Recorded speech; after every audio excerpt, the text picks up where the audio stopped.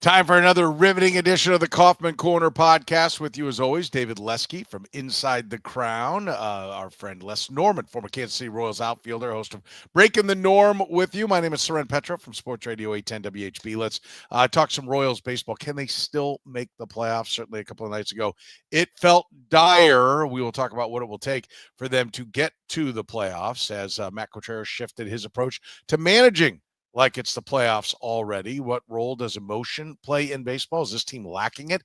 Cole Ragans to make another rehab start. I will say why. We will talk about where the offense went. Should Maikel Garcia be the leadoff hitter now and moving forward? Luinder Avila, has he found a place in the Royals bullpen? We're talking about all of that right here, right now on the Kaufman Corner podcast. You're listening to the Kaufman Corner Podcast, the most in-depth analysis of the Kansas City Royals, breaking down the Royals like no one else can. Kaufman Corner is hosted by David Lesky, Les Norman, and Soren Petro. David Lesky is an accomplished author and the publisher of the Inside the Crown Royals baseball newsletter. Les Norman is a former Royals outfielder. He's the host of Breaking the Norm with Les Norman on Sports Radio 810 WHB, as well as the author of Teaching the Tools of Hitting. Soren is the award-winning afternoon drive host of the program on Sports Radio 810 WHB in Kansas City.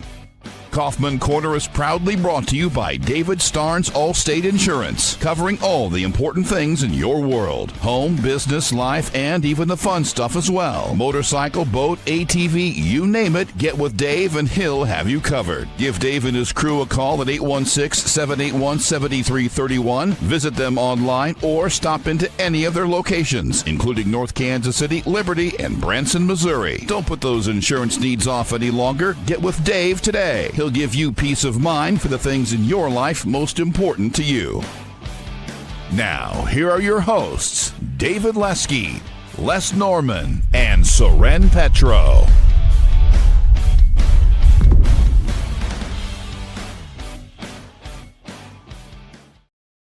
Thank you very much, Curtis. We are off and running here on the Kaufman Corner podcast. Gentlemen, the Royals stumbling a bit in Cleveland. We talked about them needing to probably take 3 out of 4, certainly needed 3 out of 4 to hold the tiebreaker.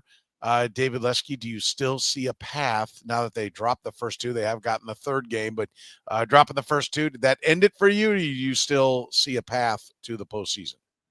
I mean, yes, it ended it. But also it's possible. I mean, they're not mathematically eliminated, but look, the problem is not so much. I mean, they're their own problem, but also they have other teams to be concerned with. And the Rangers are hot. The Mariners are hot. The Guardians have been hot. They're 3 teams to pass, and I don't that changes so fast when they're this lumped together. But I see a path, but it's a path that's not realistic. And so I think Fangraphs has them at about 3%. I would probably say that might be a little high for me. I'd probably put it at 1.5%. So, Dumb and Dumber, you're saying there's a chance. Yes. Am I canceling October plans to go to playoff games? No, I am not doing that. I was amazed, Les. I talked to Mike Boddicker on the radio show yesterday, and he actually was saying, oh, no, plenty of baseball left in there. And he's the crustiest, most negative guy I know.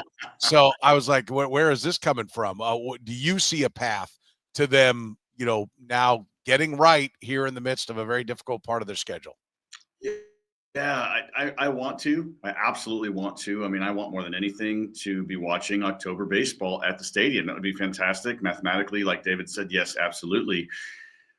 The problem is just because you see a path doesn't mean you walk down it. And it just doesn't feel like they're walking down the path.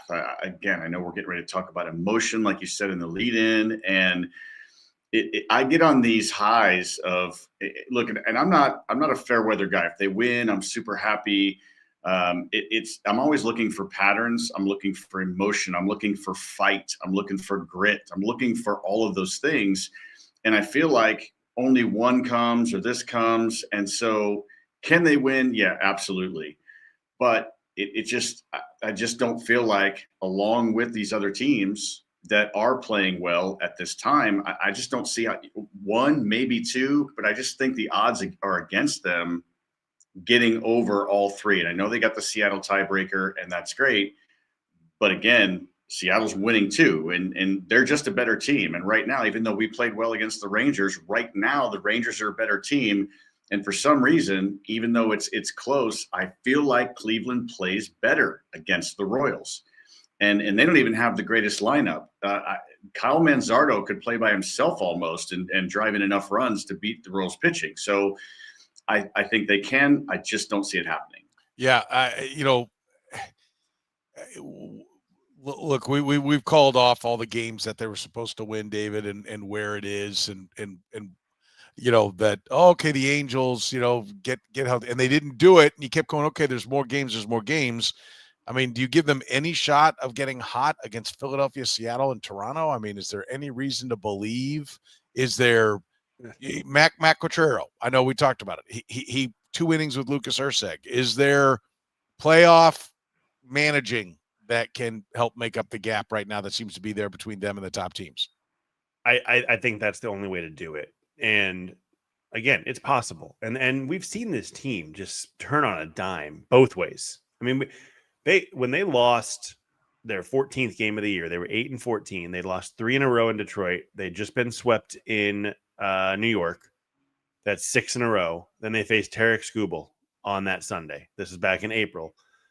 And including that game, they won 16 of 18. It came out of nowhere. So I'm not going to say, no, it's impossible that they could turn it around and have a crazy stretch that they win 13 of 16, or I guess it'd be 14 of 17 with last night's win. But so yes, very possible. Probable? No. But I do think that the way you do it is you lean on your best players. You don't leave things to Sam Long in the 7th inning. You don't leave Kyle Isbell in against a lefty in the 7th inning. You pinch hit. And even if Nick Lofton has not succeeded in that role, you give yourself a higher percentage chance of getting that hit. That's what they did last night. That's the way that game was managed. And I think that what they did is what you have to do down the stretch. And look, we talked about this a lot back in 2020 and 2021 with Mike Matheny. And it was, this guy manages to win every game to the detriment of the team, because there is some level of managing. I think Quatraro has said this. I feel like Yost said something similar, where when you manage, you're managing for today, for the previous 5 games, and for the next 5 games. Over these next 2.5 weeks, they can, and I know they have the today mantra, but you still have to think about the future. Over these next 2.5 weeks, you can only manage for today. I don't think it matters what happened yesterday. I don't think it matters what could happen tomorrow. I think you have to manage and run these games as if today is the only day that matters. It's the last day of the season. It's a playoff game, because they can afford they're 74-72. I still think 86 wins gets them in, especially if they would win against the Mariners. That's 4 losses in 16 games. And they play the Phillies, Guardians, one more, the Phillies, the Mariners, the Blue Jays. You can win, you can lose 4 times, and that doesn't even include the last 6 games. You have to manage every game as if it's a must win, because every game you lose, your margin for error gets smaller and smaller and smaller and smaller. And so, yeah, I think that's the path. I think you lean on your stars. You lean on Lucas Erceg for 2 innings sometimes. And maybe you lean on Carlos Estevez for 2 innings. You pinch hit earlier. I don't know. There are a lot of ways. I think it takes a lot of aggression. And last night showed it. Yeah. The run differential said that they're not the team that others are, right? All along, even though they had the record. That's somewhat playing out. I mean, the Rangers, when they got on their little 8 out of 10, you can look at who their opponents were and be like, okay, this is schedule driven. But their last 3 have been against Milwaukee. All right. So that's not schedule driven. That's them running into the part of their schedule that, they need to be falling down so that the Royals can move in front of them. And instead they're winning. That's why it's the Royals. I mean, I think you hit upon it. Listen, Curtis put it this way, Les. Are they mathematically eliminated? No. Are they practically eliminated? Yes. And I would stop just short of yes. They're just, with all the injuries they've taken on to their pitching staff, the idea that they're going to now thump Philadelphia, Seattle, and Toronto, which, you really need to do just so that you emotionally feel like you're in it for those last 6 games. It's just so unlikely right now. Like they had to handle business against the Guardians, and they just couldn't do it. Do you see? You talked about when we were exchanging texts that you didn't see the emotion of a Right. team. You didn't see the fire of a team. Yeah. Does that really like? Do you go into the batter's box and say I got to get fired up, or do you go into the batter's box and say I got to know what this guy's coming at me with? I don't even think so much that it's going in the batter's box as it is a whole idea of how you're going to approach the game team wise. There's a confidence level that when you go to the park and that clubhouse is fired up and you're talking and you're laughing and you're, hey, let's get after it, man. I'm just happy to be here. And then right before the game, before they come out, before anybody sees, you're meeting the guys down in the tunnel like, hey, man, let's go to work. It's a gift to be here. Let's get after it. And you can see that passion. I sent you guys that video, and David, you brought up a great point in the text thread. That's been a long time since one hit got multiple runs in, and that's one of the things that the Royals have been lacking. But I wonder, if a guy's got nasty stuff, I'm going to prepare. I've got the scouting report. But if I go up to bat confident, it's not that automatically I'm confident, which means I'm going to get a hit. No, but what it does is it helps your mind push off the peripheral garbage of, okay, what's he going to throw me? I'm 0 for my last 7, and I've been lifting my elbow and popping up, or I've been striking out too much. Then you become a defensive hitter and 100 other things that you can think of. And so confidence, and when you know your team is behind you, it doesn't necessarily make you better in the moment physically, the ability to do it, but it pushes all the peripheral garbage away. And that's when you become dangerous. That's when you become the player that you're in the big leagues to be. And so, I remember watching and granted it was a bigger game, but when Alex Gordon hit the home run off Familia, and you see those guys coming out of the dugout and Hosmer doing his fist pump and everybody cheering, all that. Again, World Series, I get it. But they were doing that during the regular season. And you had guys in that video that I showed you, we were kind of coming up in the wild card. I can't remember exactly, but those guys came pouring out of the dugout. And when I got back in the dugout, I got mobbed, like I'm going to dislocate a shoulder just from the high fives. These guys are going crazy. And so I just feel like I don't see that. And maybe the camera doesn't show it a lot when they're on the road, or I don't see it during games, but there is something to be said about attitude, emotion, and I guess I would combine those in the word passion. And I feel like when you're on second base and you're just doing this after you get a hit and all that, okay, fine, that's great. That's the old Gerard Dyson doing the zoom kind of thing. Okay, that's fantastic. But what about the team coming out and cheering and getting after it? Last thing I'll say is that on the other side of that, when you're the other team and you see the other team doing all that stuff like that, there's one thing that comes into mind. Uh-oh, these guys are getting after it. These guys are elevated. And now all of a sudden it puts you on the defensive. And I just don't see that as a whole with the Royals. And I feel like it would be beneficial to them and would push them with this passion over the edge a little bit. That's interesting because, listen, not being able to hit, I don't know what it takes, right? I worry about to me, I remember them talking about Bubba Starling, that Bubba Starling had to get the football out of his mindset, that it was baseball. It's a long season. You can't just come back the next play and hit him harder. And that was always his mindset, that they really worried about, that he would just press so hard and go so hard. That's why I've always thought, okay, do you really want to be emotional? Is that really what you want? But I know you're talking about when they get to the dugout, you're not necessarily talking about, in the box in that moment. And so I do get it.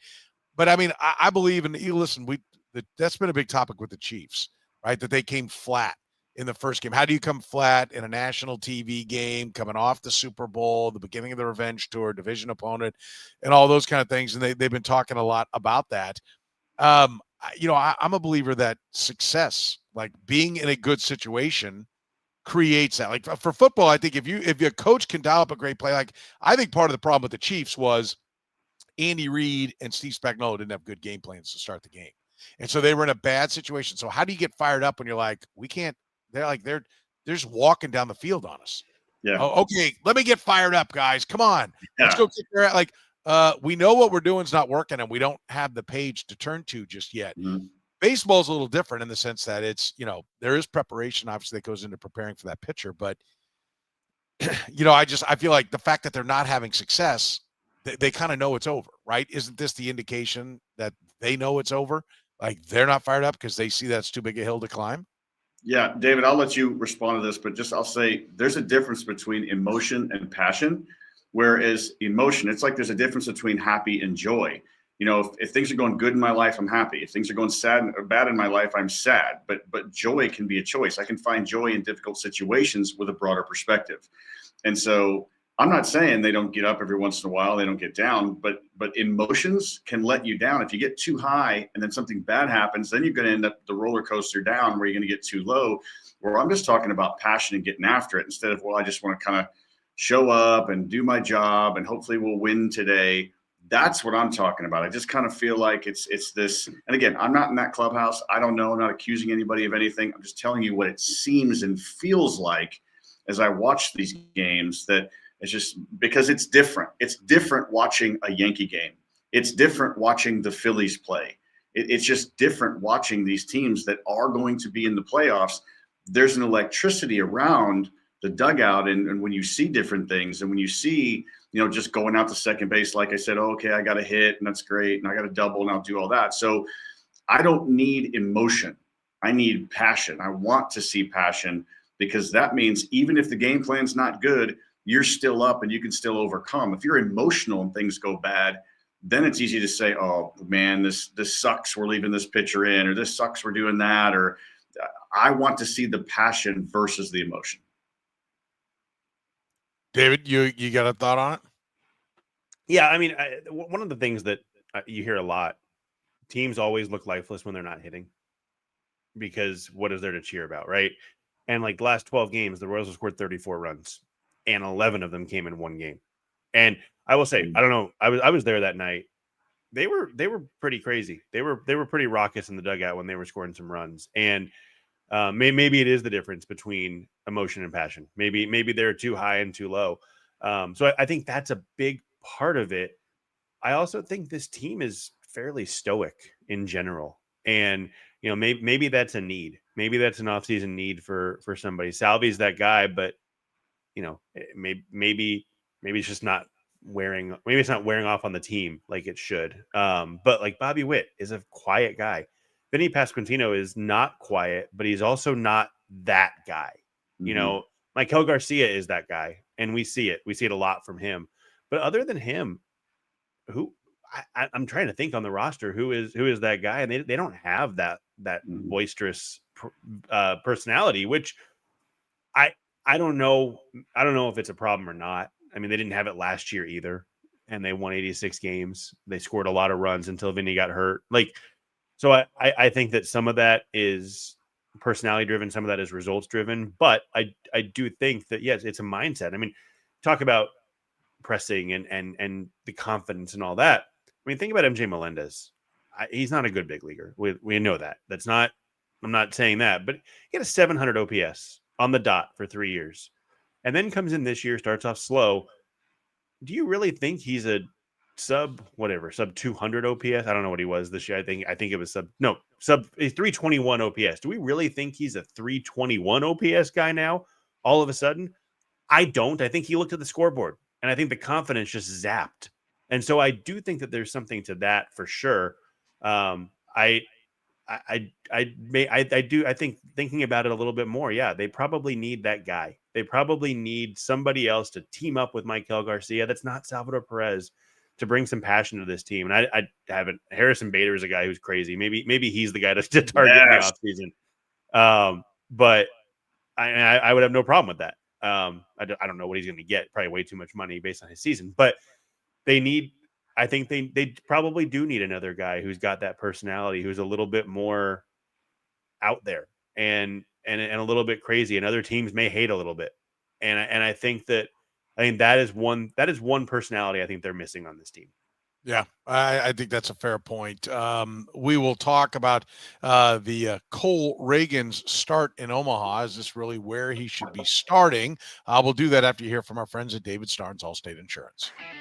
David Starnes Allstate Insurance, serving the Kansas City area and all throughout the Midwest. With David Starnes Allstate, it's not just about fender benders. Beyond traditional safeguards, enjoy perks like roadside assistance for unexpected breakdowns, transportation expense coverage when your car is in the shop, auto replacement protection to keep you on the road in style, and much more.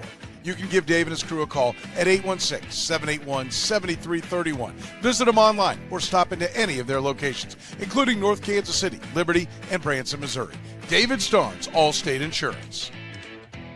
Green Light Dispensary, voted Kansas City's best dispensary and your go-to for quick, convenient service. With 4 locations across the Kansas City area, we're never far away. Our drive-thru and express windows make it easy to get in, get out, and get on with your day. Our award-winning service is powered by a team of experts dedicated to making your experience seamless and enjoyable. It's no wonder we've been voted the best. Convenient locations, fast service, knowledgeable staff. That's the Green Light difference. Visit us today. Italian Delight was the first restaurant to bring true New York-style pizza to Kansas City almost 50 years ago. They sell whole pies or pizza by the slice, or enjoy their classic strombolis, calzones, and sausage rolls. Sandwich lovers, check out their lineup of hot and cold subs, the combo, the meatball, or the Philly cheesesteak, just to name a few. And don't forget the pasta. Their famous lasagna and classic chicken Alfredo always hit the spot. And if you're hungry for lunch, check out their daily lunch specials, starting at under $10. Italian Delight can even cater your next work function or party. Dine-in, carry-out, or delivery, it's Italian Delight. Located just 3 minutes east of Kansas Speedway at 8145 State Ave in KCK. Check out the menu and order online at ItalianDelightKS.com. Kansas City's own Italian Delight. We talked about Cole Ragans, David, that, he looked so good, so dominant. 7 strikeouts in 3 innings that, okay, yes, you would ideally like to give him a couple of more starts, work him up, get him up to 6+ innings and get back. But, the games are running out, and yet they are going to go ahead and pitch him in Omaha. Why? Listen, there's smart people. I know that Matt Quatraro and JJ Piccolo are not dunces. And so I always try to come out and say, okay, well, smart people have made this decision. What is the reason for doing this? Why would it be necessary for the, few bullets he's got left in this season to be fired at Omaha and not in Kansas City? I have one possible reason. Okay. I will say I disagree with their rationale. If this is it, they did pitch a bullpen game yesterday. The bullpen has been a little taxed. Cole Ragans is not going to go more than 3, maybe 4 innings. I could see a world where they say, hey, we cannot put this on our bullpen again. We cannot force our bullpen to throw 6 innings 2 days after we force them to throw 9 innings. And so I think that is, I don't know if that's the reason. And when they made the announcement that he was going to make another rehab start, I don't think Waka was on the IL yet. So maybe he was, maybe I'm wrong. Maybe I'm wrong on the dates there. But if that's the rationale, similar to a lot of things, I don't agree with it, but I at least understand it. But you're right. If that's not the rationale, if that's not a worry, and truthfully, I don't know that it should be. I don't get it. Because he is if he's healthy, there is nobody I'd rather have on the mound than Cole Ragans at any point in any game. Obviously, if he's thrown 122 pitches, I'd like somebody else in there. But in general, there is nobody in this organization I'd rather have pitching than Cole Ragans if he's healthy. And if he is healthy, we go back to the conversation. You got to manage like it's playoffs. Well, you've got to run your team like it's the playoffs too, and you've got to put your best arm and your best player out there. And he's the guy who needs to be on the mound. And I think you figure it out if you have to. They don't have many optionable players, but if you have to make a move, you make a move. And you bring somebody up and you give, and if the bullpen's taxed, they do have an off day Monday. They have 4 more games after that. They'll have 2 more games that they have to get through before they have an off day. I would pitch him in the big leagues. Until Friday happens, he could theoretically still pitch, but they've made it pretty clear he's going to Omaha or pitching it for Omaha on Friday. I disagree with it. I think that they're best served by having Cole Ragans on the mound. Well, what's your view of it, Les? Well, my thought is that is he going to pitch differently in Omaha than he would in the big leagues for the Royals? Are his pitches going to be different? Is he going to throw more fast balls down the middle just to get his arm in shape, or is he going to pitch like he's in the big leagues? He's just going to do it in AAA to make sure he's healthy. So if he's healthy enough to make just one more start, I don't know that magically any injury there was is okay. If one more start, then the inflammation will go down. If there's one more start and throws those innings and only, a certain amount of pitches, then next time he gets in the big leagues, then he'll be 100%. But right now, if he throws, he's only going to be 92.3%. That doesn't make sense for an elite athlete. So for me, it's not just because I want to see him and because I want to win and I want to see the Royals win. He's the best option. It's not like it's his first time on a mound and we're bucking to hopefully get him back within the last week of the season. If he's ready and he only has one more start, then make that start in Kansas City, plain and simple. Yeah, I'll go you a step further. It makes me wonder, did he feel something? Like they're just kind of working their way through it and they think that they might have to eject, a couple of pitches in. He was more stiff and sore than he normally would be. And they're like, well, let's work through it. We'll go through the timeline, like normal. Let's see where you're at. And we may see that, well, he's been pulled from that start. Right? Like he's not going to make it, that they're going through the whole process, hoping that it's just going to come around. It's just normal soreness, stiffness. And then, it doesn't go away. And in the minor leagues, okay, we're going with somebody else. No big deal. But in the big leagues, it would be, we're counting on that. To David, your point about all the other issues. Now, I will also point out, every time Zach Greinke twisted and turned up on the mound, I was terrified his back was blowing out. I mean, I'm a chronic worrier when it comes to pitchers and injuries. So I'm sure I'm overthinking this, but that was the thought I had, is like, well, he was that dominant. And yes, we're not asking, you don't say, hey, you got to go out and go 8 tonight here at the big league level. You go out and you go the number of pitches your rehab calls for you to have. They're just being thrown at the big league level rather than the minor league level. Mm-hmm. You're not adding anything to it. Or I don't know. Can a guy like him say, oh, I'll go 70% in Omaha, but he's going to go 100% in leagues? I mean, I don't think competitors. Some guys can. Yeah. I will say this. I just looked it up. The Royals have TBD listed for the whole series. I don't know if that was the case because I feel like we knew it was Maikel Garcia tomorrow night, Friday night first game, and now it's maybe that was just assumed, but they're TBD right now. So maybe they're changing their mind. I don't know. How much of a chance do you give that?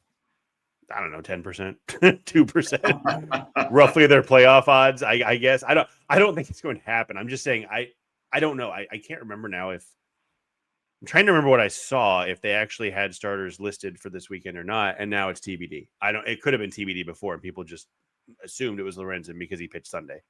Yeah. I don't think so. I'm just throwing it out there. Well, I mean, you talk about a bullpen day. To me, he is the answer because he's the fresh arm, right? Yeah. You're down to 4 starters. Somebody's got to go.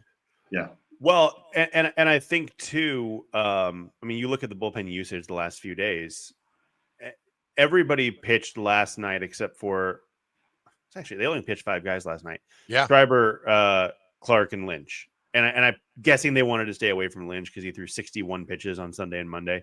I think they wanted to give him 2 days off. Fair, whatever. Only 2 guys pitched on Tuesday.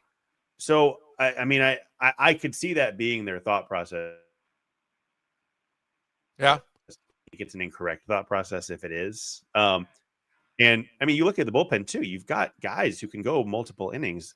Maybe you don't want to go Bolin for 2 after he pitched 36 pitches today or yesterday. But, Clark can go a couple innings. Schreiber can go inning plus. If you don't use Urseg tonight, you can use it. I think there's a path. And so if that's their rationale, I don't like it. I guess we'll see. I guess maybe we can hold out hope that TBD means Cole Ragans on Friday. I'm guessing not, but at least it's better than no hope.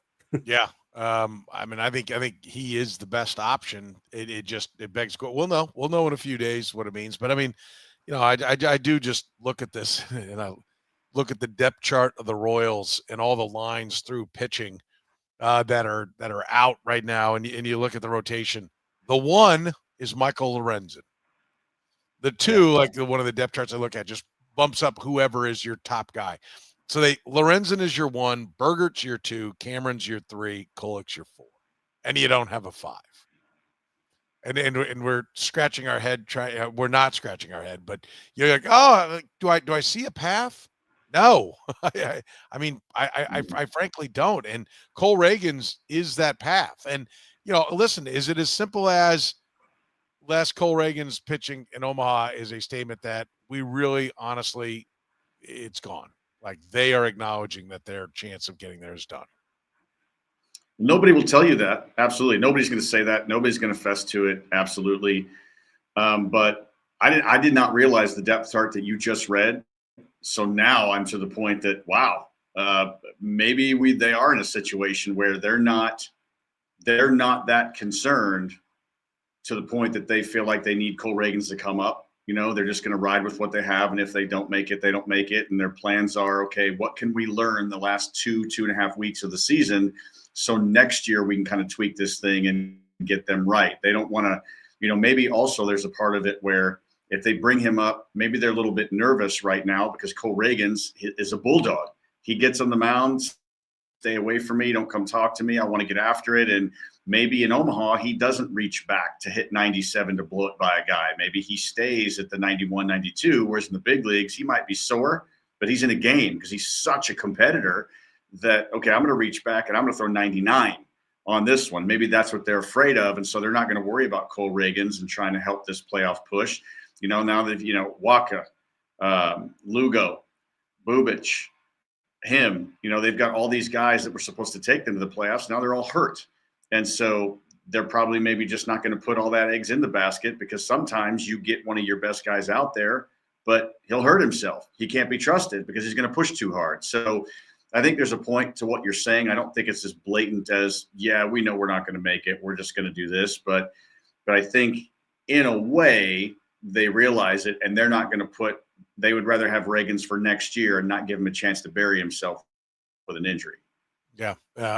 David just talked a second ago about the offense and how dismal the numbers have been for them. We'll talk about what happened with the offense. Is there anything they can tweak along those lines to try to get things going? We'll do that after you hear from our friends at Frontier Justice.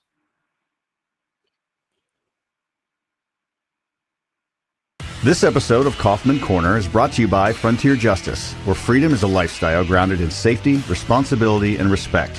With locations in Lee's Summit, Missouri, Kansas City, Kansas, and Jenks, Oklahoma, Frontier Justice offers firearms retail, a premier indoor shooting range, and training all under one roof.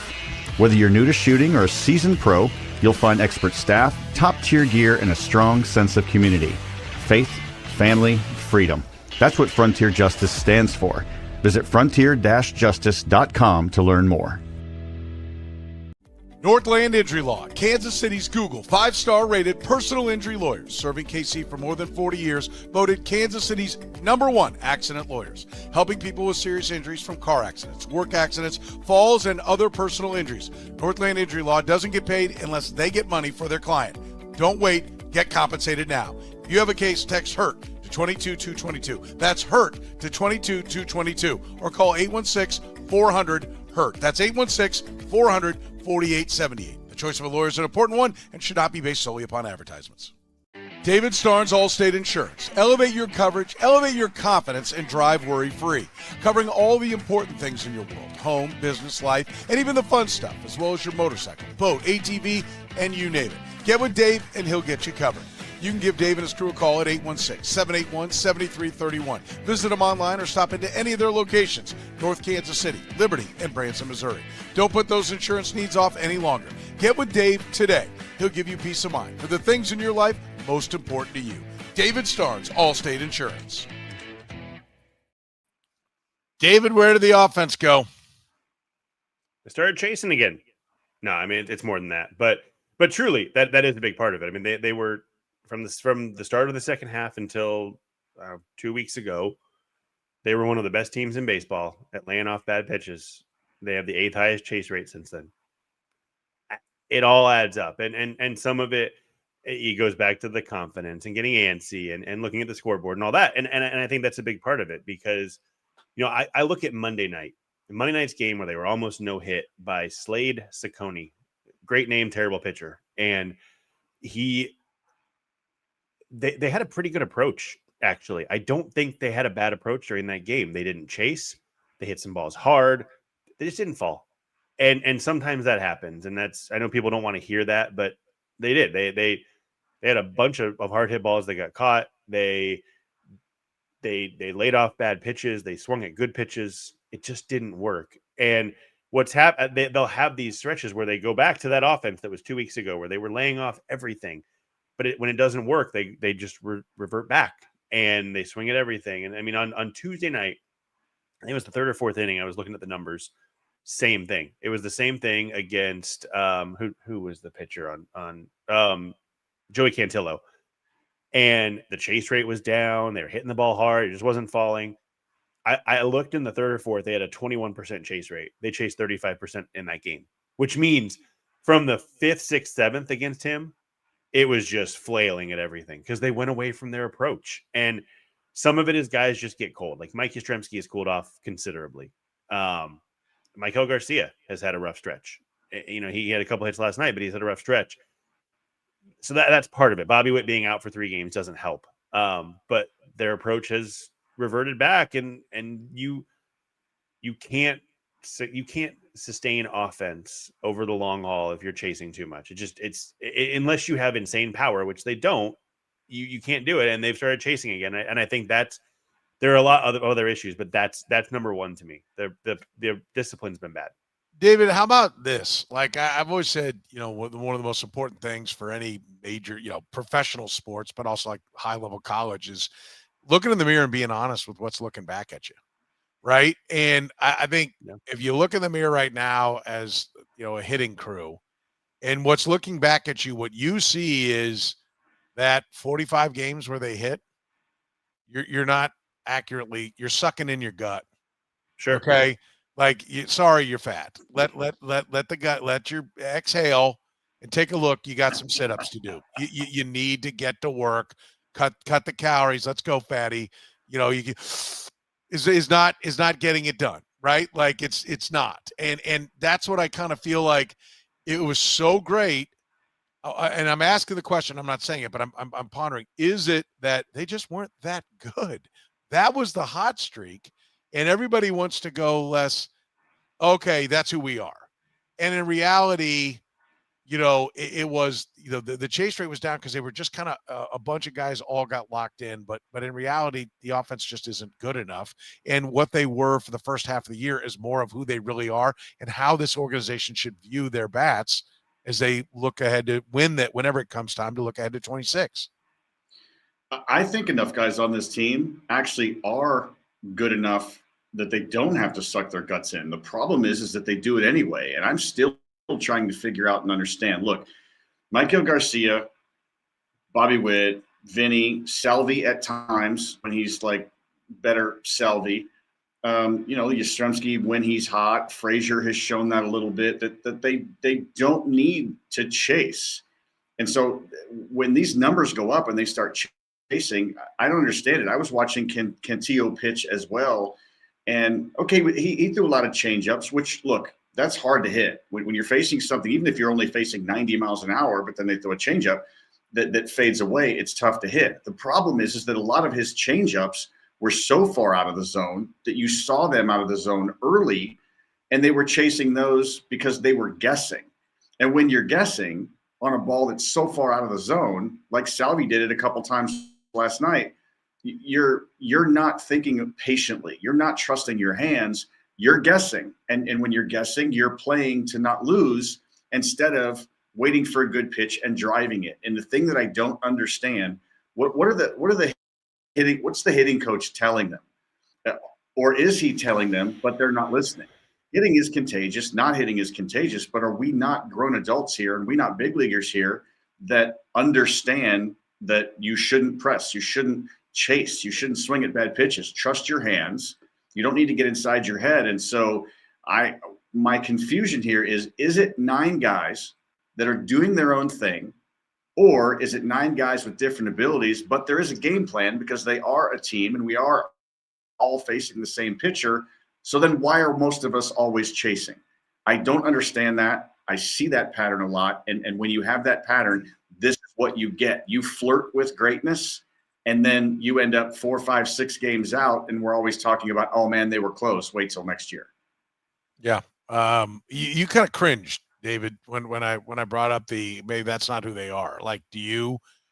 No, I agree. I think that I think you're right. I think that my face was probably more that I had a thought of, which is very rare for me. I don't know how to express a thought.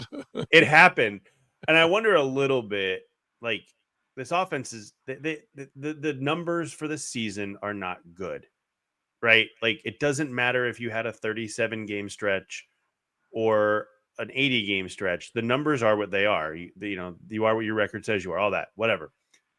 I wonder if it's not the worst thing that this is happening, because could they have fooled the front office into saying, hey, we don't need to make any changes. It just took a little while for this to take. You never root for failure, but sometimes failure breeds success. And I think that this is probably not the worst thing that they kind of went back to. They were, if I did cringe also, it might've been, I don't think plate discipline is something that is necessarily inherently a hot and cold thing. I think that it can fluctuate, right? Like, a guy is struggling, so they chase a little bit more. A guy's hot, so they chase a little bit less. But I think generally you stay around where you are. And so it was just, it's bizarre to me that they turn into an entirely different offense on a dime. And I don't think it's just because they added Adam Frazier to the clubhouse. Although they'll tell you that. But I think that some of that, you look at that, and theoretically what they were doing, hitting the ball over the wall, and they weren't scraping the wall. They were really hitting the ball over the wall and taking pitches. Those are sustainable things. And for that to just stop, I don't know that it necessarily means that I don't know how they did it for 37 games is a long time, I guess, is my point, to be, for an entire team to be locked in like that. And but again, I think the big thing is, but you know what's even more, 100 games before that. You're absolutely right. And it was, it was only 97. Yeah. Yeah, right. I'm ballparking, but I mean, listen, your point is, I think you make a fantastic point, David, when you talk about maybe this is good because they don't get to fool themselves. They have to take the whole, if you'd ended high, you'd be like, well, we're going to pick up where we left off. And how many times did we see back in the day, the Royals, en route to 100 losses, but have a September where they went, 20, or what would it be? I guess it'd be 18-9 or something. 18 and 15 and be like, oh no, that's who we really are. Right. We're just going to pick up with that. We're an above 500 club. I mean, Vinny Pasquantino, 144 games. Salvador Perez, 139. We've talked about that. That's too many for him, but 139, 141 for Bobby Witt, 144 for Maikel Garcia. Jonathan India, 126. Kyle Isbell, 130. I mean, the core of this team has been there. The injuries have been with the pitching staff. Yeah. We go back, and I'm happy to eat my words, and I hope they get red hot with the bats, and I can go, yep, they've got it figured out. But it seemed like right about the time I brought on JJ Picola on my radio show and said, hey, did you think about making a change? Because a lot of people, myself included, were saying you got to pull the trigger at hitting coach.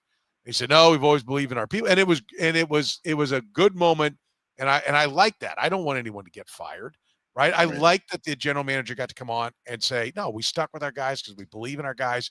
Okay, but now it's a few weeks later, and it doesn't look good again, and the overwhelming evidence is that it's not good enough. And look, Jack Caglione. We can talk about him right here. I mean, he's hopefully going to be a part of the solution moving forward. That's a bat that they're, as he matures, is like adding a big bat. But I don't know, do they need an overhaul less, or should they feel like, no, we just need, the experience will be good for us and we'll be better next year? What's your view of the hitting as we come down the stretch, looking ahead to the future? Well, you both said something that's interesting. And David, you said, failure breeds success, right? I feel like failure breeds success with good teams. And Soren, you use the word change. Failure should breed change with bad teams, right? And so sometimes we get these flashes of okay, this is a good team, and so maybe they'll figure it out. But oftentimes too, when there's not, failure breeding success is on the players. Failure breeding change is on the coaching staff and the front office. And so they need to get a hold of these patterns here and understand. I know JJ said that, and I've said on this podcast, and I will say it again, I don't want anybody to lose their job. But eventually on the hitting side, if things aren't going to change or it's inconsistent or it's going to stay underachieving, then sometimes you got to bring somebody else in and you can reassign a guy. Don't demote him or just lateral move him, give him the same salary, give him the same benefits and all that. You don't have to fire a guy, but sometimes hitters like to listen. Sometimes you need a fresh start or something like that. And so I'm getting to the point like, okay, maybe it's time for a fresh start with somebody else, with a different face, with a different whatever. I've got ideas for hitting coaches. I'm not going to mention them live yet because they're kind of within the organization. I'm prepared down the road to do that, maybe in the off season. So look, with Jack, I feel like he's better because he's walking more. I still feel like he's a nervous hitter because he's got that look on his face like, man, I just don't want to fail. And he looks like the game's bigger, although he can still turn on a 97-mile-an-hour fastball and hit a laser up the middle. So I still think Jack is going to be your starter. He's going to be your everyday player next year. But I'm still getting back to the fact Adam Frazier's been great. That's fine. Grichuk's been good against lefties. That's fine.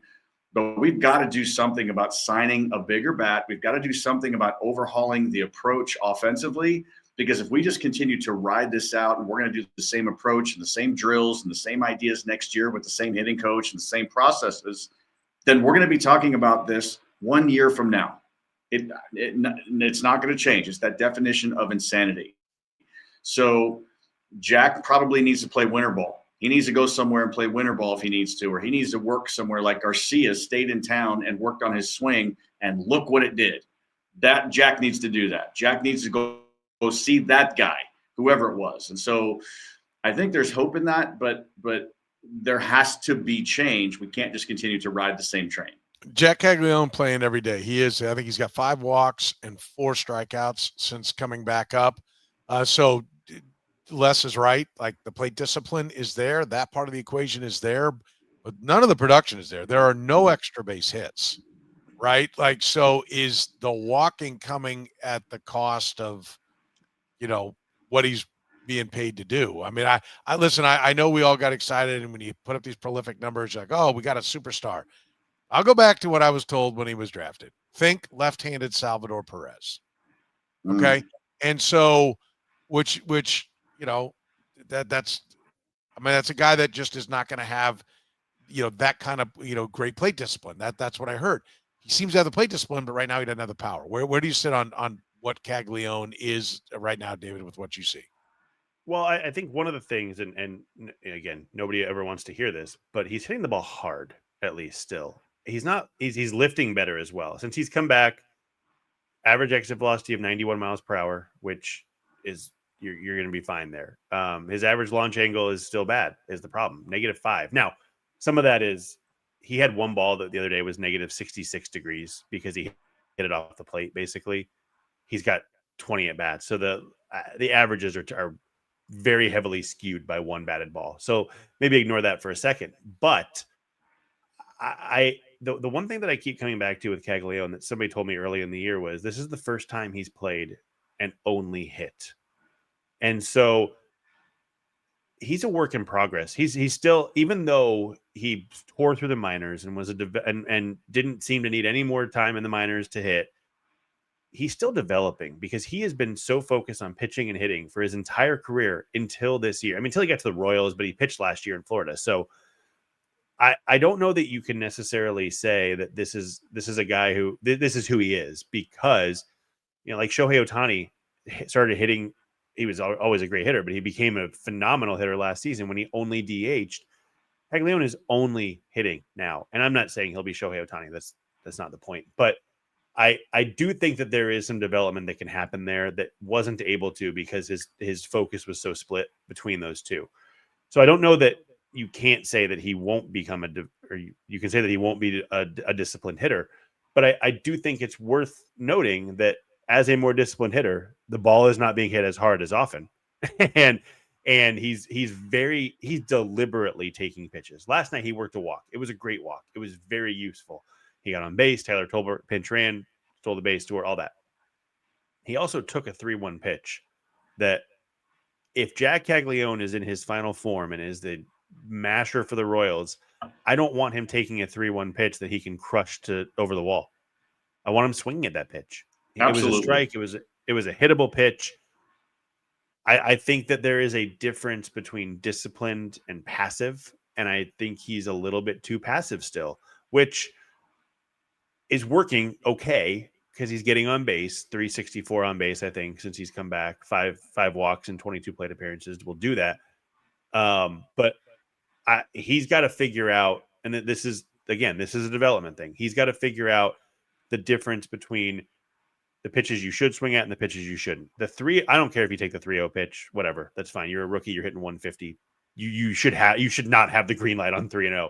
But on 3-1, the pitch he took was a pitch that he should hit over the wall, I don't know, 18 times out of 30 and crush to the wall 10 more times and maybe hit a line out 2 more times. It's a pitch he should swing at. So he's got to learn this. He's got to understand the difference between discipline and aggression. And he should have swung at that pitch. And I think we're seeing too much of that. I don't think the only way to get that is to play. And so I think he needs to be out there because he's giving the Royals a chance to win with his ability to get on base right now. But he's got to start swinging at those 3-1 pitches that you can crush. Les, you mentioned Maikel Garcia. Have they found their leadoff hitter? Is that at least solved? Gosh. See, when I knew we were going to talk about this, I feel like I almost had to get counseling because I was just on both sides of this thing trying to figure this thing out. Yes, he could be, but I feel like he's more valuable in that 3-4 hole only because I would rather take the RBIs now. But is that because you don't see what does he look? Does he really look like a 3-4 to you? No, absolutely not. So that's where I'm mixed because I don't see him as if Maikel Garcia, if you take every single team and lay up if you took a picture of every big league team's 3 and 4 hitters, Maikel Garcia is going to be the third grader in the senior class. I mean, he's just a smaller guy. He's not your prototypical stuff. He's a good hitter. He's absolutely a good hitter. So right now, are you asking this question on the Royals or in general? I think, on the Royal, I mean, I'm asking the question, does he look like a leadoff hitter? And yes. If the answer is yes, and that's where he goes, then get to work this offseason figuring out your 4 and your 5. There it is. Yes. So I will say just what you said. He is a prototypical on a good team in the big leagues. He would be an exceptional leadoff hitter. Now, I still want him to run the bases better. I still think he's sometimes a little lackadaisical with his leadoffs, and he is fast and he can wreak havoc and does wreak havoc on the bases sometimes. Every once in a while, he falls asleep and he'll get picked off or something like that, which is like a disease with the Royals. But overall, yes. On this team, absolutely not. He can't be a leadoff hitter because we need the RBIs because there's just not enough offensive production, and he's the best hitter on the team. David, what do you see in Maikel now? I think he's a really valuable piece because it can go either way. Because when the Royals offense was clicking, when Mike Yastrzemski was hitting in the leadoff spot, because they had a real leadoff hitter and Maikel Garcia was producing in the middle of the order and everything was good. And Garcia, one of the things. But who's more likely to maintain that moving forward? Like 2 guys hitting well. Is it 35-year-old? No, or 20. I'm not saying it's Yastrzemski. But my point is, whatever they can get, if they can go find a leadoff hitter, you can feel happy with Garcia in the middle. Okay. If they can't go find a leadoff hitter and you can find a middle of the order hitter, you can feel happy with Garcia at the top.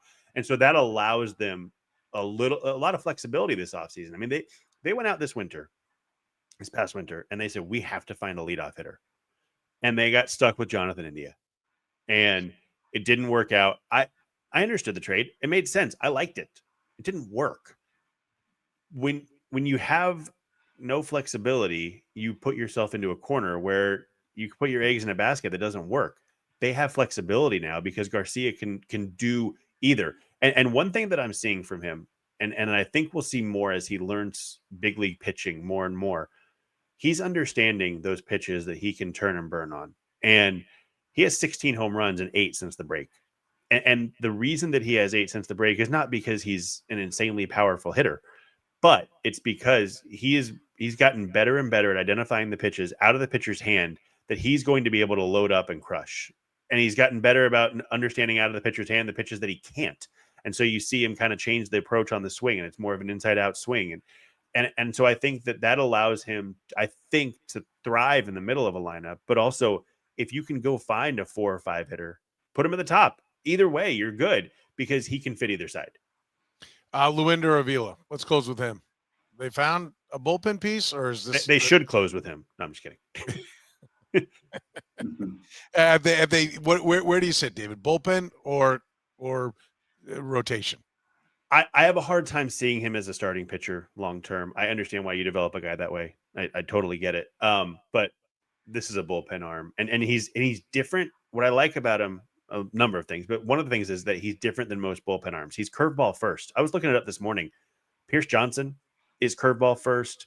Trevor McGill with the Brewers heavily uses a curveball. There are not a lot of relievers that are heavy usage on the curve, and his curve is nasty. There was one last night he threw to George Valera that was just filthy. I mean, and he does that consistently. He's got a 55% whiff rate on it in the big leagues, and it was 42, 43 in the minors. So it's a different look than other relievers give you. He also throws 96, 97. I think it fits in the bullpen. If you tell me right now, hey, he's the closer in 2027, I won't be surprised. And I think that's the spot for him. I don't think he goes back to starting. Yeah. You like him? What you see out of the bullpen there, Les? Yeah, I don't. Thinking as a hitter, even though he's nasty, I would rather see him start if I'm in the lineup, because probably by my second, and if I see him the third time, I'm going to see enough pitches where I'm going to be able to figure him out, and then he gets exposed. Whereas in the bullpen, you got one crack, and with a curveball that's nasty as he does, and with the movement on his fastball, if I'm going up to the plate, the idea is to look fastball and adjust. But when you face guys with that good of a curveball and they're curveball first, and you've got to go curveball first, you can't catch up to the fastball because you're not ready for it. And then he gets inside your head. So not only is he better than you, but he's also inside your head. So bullpen all the way. I think he could have a fantastic career and be, like David said, a potential closer in the future. So however they use him, he's a bullpen guy. Yeah, that's what he looks like to me. Is like they got a nice bullpen piece right there, and they've got a number of other guys to work in that starting rotation. Big games coming up for the Royals. One more with Cleveland, 3 at Philly, 3 versus Seattle. When we talk next, they'll be headed into 3 at home for Toronto, and then 3 at the Angels and at the A's to wrap things up. They better get red hot right now. When it comes to your insurance, David Starnes Allstate Insurance has got you covered. You can support the Kaufman Corner podcast by supporting our great sponsors like David Starnes Allstate Insurance. Give Dave and his crew a call with all your insurance questions and needs. 816-781-7331. Greenlight Dispensary, 15 locations in Missouri and more on the way. Greenlight is your go-to for all your cannabis needs. Tell them you saw it right here on the Kaufman Corner podcast. Our friends at Northland Injury Law voted Kansas City's #1 accident lawyers. If you've been hurt in an accident, call 816-400-HURT or text HURT to 22222. Frontier Justice. Locations in Lee Summit, Kansas City, Kansas, and Jenks, Oklahoma. Whether you're new to shooting or a seasoned pro, you'll find expert staff, top-tier gear, and a strong sense of community. Frontier-Justice.com. That's Frontier-Justice.com to learn more online, and of course our friends at Italian Delight. Go get you some lunch at Italian Delight, first restaurant to bring true New York style pizza to Kansas City almost 50 years ago. Strombolis, calzones, sausage rolls, hot and cold subs, lasagna. Their pasta's outstanding. Daily lunch special starting at under $10. You can order online at ItalianDelightKS.com. That's ItalianDelightKS.com. For David Lesky, for Les Norman, I'm Soren Petro saying thank you very much for joining us here on the Kaufman Corner podcast.